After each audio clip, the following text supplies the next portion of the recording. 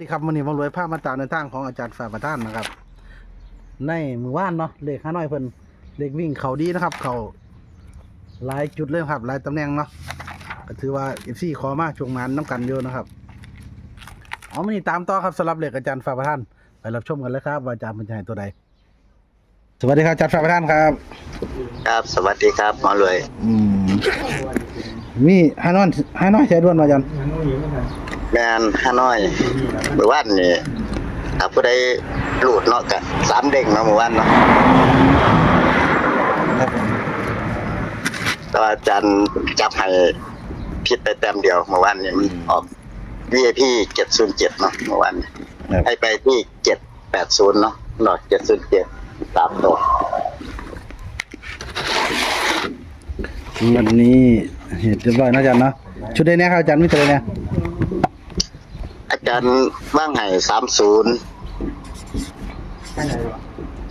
บ่03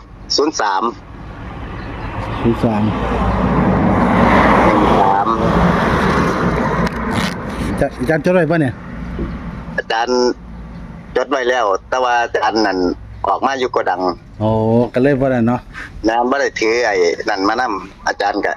จำได้อยู่ดอกอาจารย์ก็ให้ตามนั้นล่ะตามที่อาจารย์ลงให้จำได้นะอาจารย์นะเอาเป็นยังกอด03บ่03เดี๋ยวเขียนไว้นะครับเอาดีได้จำไว้03 03เจาะ03เด้อเจาะ03แล้วก็ฟัน13ฟัน13เนาะฟัน13ตัวอัดมื้อนี้ก็คือ63เด้อตัวอัด63ครับเม็ดเดียวนี่ก็คือ39เนาะครับผม3ตัว2หางตัวใดครับผม053